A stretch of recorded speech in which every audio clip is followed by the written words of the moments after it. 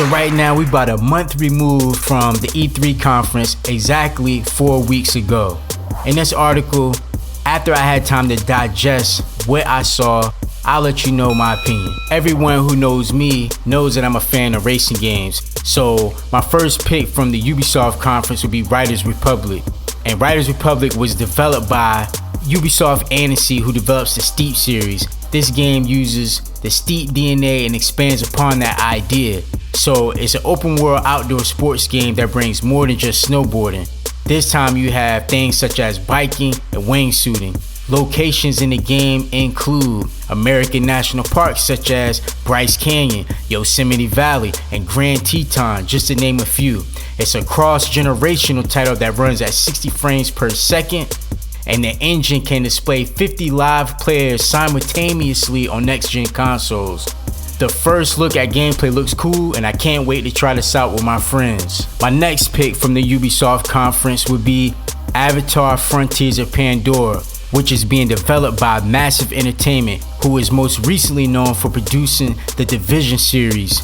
They dropped the first look trailer, and they are using the latest version of the Snowdrop engine, which is also the same engine used to make the Division games, and is slated for a 2022 release. The game will be exclusive to next-gen consoles and PC.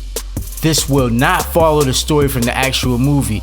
It will be a separate standalone story, or it can be deemed as an extension of the Avatar universe. You will play as Navi and explore parts of Pandora that have yet to be revealed to the world. They promise that this will be an open world that will appear living and full of life, which Massive should be able to pull off because they did develop Assassin's Creed Revelations in 2011 and Far Cry 3 in 2012.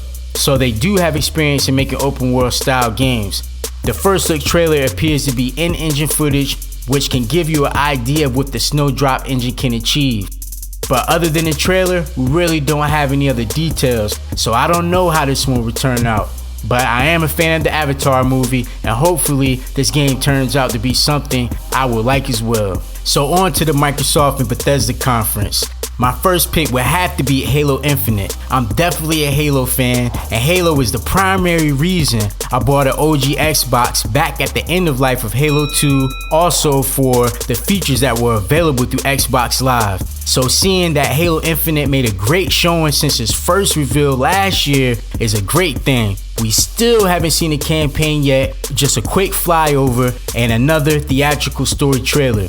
But what you do notice is a good bump in graphical detail and character models during the in-engine story trailer that was shown during the presentation. The multiplayer also looks awesome with the new grappling hook mechanic as well as the new vehicle-based physics, like the Warthog tires being blown off and you're still able to operate and control the vehicle, but just in a less precise way until the vehicle reaches its damage threshold and then explodes. You will notice the vehicle light up and blink to give you a few moments to decide when to jump out of the vehicle, etc. Not to mention, Halo Infinite's multiplayer will also be free to play, whether you're on PC or console, which will open the game up to the largest install base from the jump on the release of this title.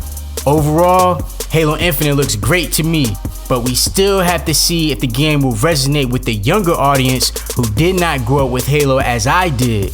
But I'm positive that the opening of the game up to the free-to-play arena like Fortnite, Warzone, Apex Legends, etc. will be good for the franchise as long as they listen to the community and what they want and modify the game accordingly. Next on the list is Forza Horizon 5, which looks utterly breathtaking, we all can agree.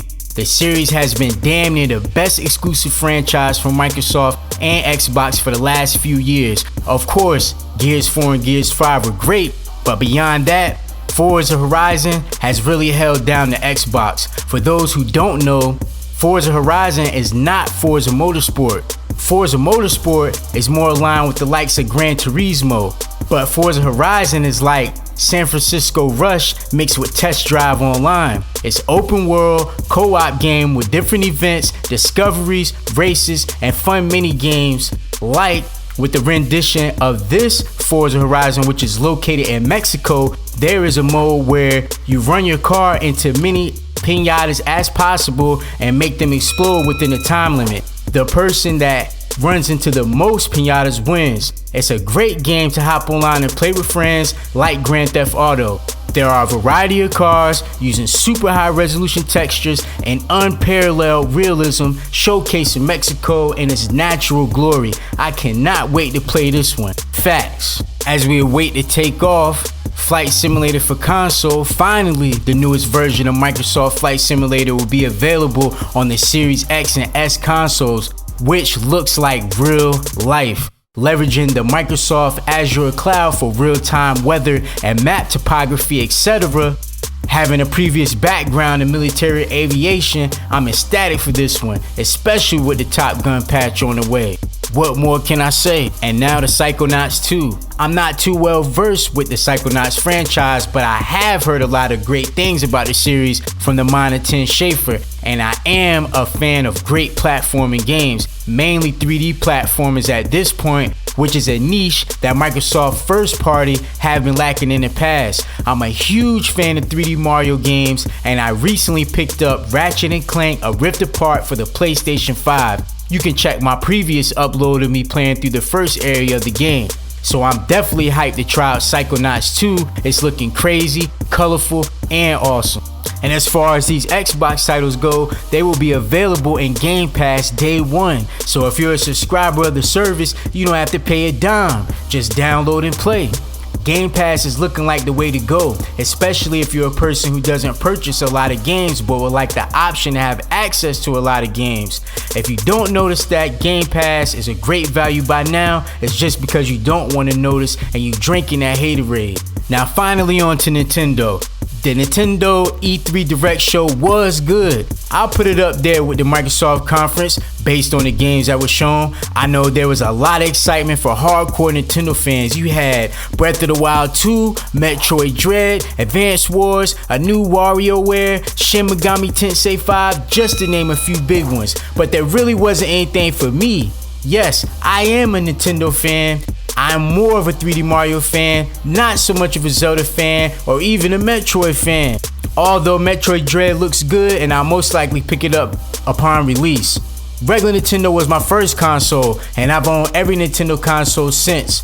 But I was looking for games like F-Zero or a new Punch-Out or maybe even a new Wave Race. So my first pick from Nintendo would be Cruisin Blast. As I stated before, I'm a huge racing game fan and I was a huge fan of Cruisin USA back on the Nintendo 64, which is technically a modernized version of a classic game called Rad Racer, or a newer Rad Racer clone some of you younger viewers may be familiar with, called Horizon Chase. So even though Cruisin Blast is more over the top with crazy jumps and boosts that look like Asphalt 8, because I have fond memories of the original games, I'm glad to see this one and I can't wait to play it. My next one would have to be Metroid Dread. I never got into Metroid as a kid, and the only Metroid I spent any decent amount of time playing was Metroid Prime back on the Wii. Even though it's a different style of Metroid, this Metroid does look good. I have played a couple of Metroidvanias in recent past, like Ori and the Blind Forest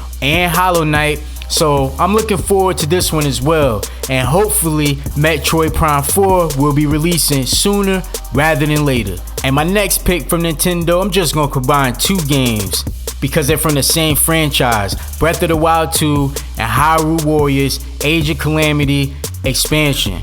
Now, I know everyone was hyped for Breath of the Wild 2, and I clearly understand what Breath of the Wild means to the industry. I also understand what it means to Nintendo.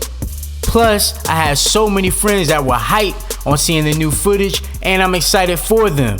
It's just not for me, but I'm glad it was there, and it's definitely needed for the industry. Now, Age of Calamity is more my speed. I've been enjoying the game thus far, and I can't wait to play the DLC. And my last pick from Nintendo would have to be Kazuya, and Smash Bros. Ultimate. I think Smash Bros. Is one of the most unique gaming franchises in modern times, just in the terms of bringing all these characters together from so many franchises and putting them all in one game. My first Smash Bros. Experience was actually on the Nintendo 64. I remember playing 4 players with my friends and we had a great time. I never really hopped back in until the Smash version of Ultimate was released for the Nintendo Switch, and maybe Kazuya is not the character that the hardcore Smash fans wanted, but it's cool for me. Reason being, I'm a huge 3D Fighter fan and Tekken is at the top of my list next to Virtua Fighter. Tekken is the reason I bought a PlayStation 1 at launch after spending so many hours and quarters in the arcade. Kazuya isn't my favorite character, but it is great to see Tekken get some representation in Smash Bros. Kazuya is, however, the favorite character of one of my best friends, shout out Snipe Dog. Even though he's not much of a Smash player, maybe with the addition of Kazuya, he will be encouraged to join the fight. Overall, I think Microsoft and Nintendo were neck and neck with their E3 press conferences, and I think they had the best shows at E3. Microsoft is continuing to prove that the Game Pass service is a powerhouse and a great value proposition for what you get, and Nintendo still has the heavy-hitting franchises that get the gaming community ecstatic. These are my picks from E3. What were yours? Let me know in the comments below. And remember, play games, not brands. I'm gone.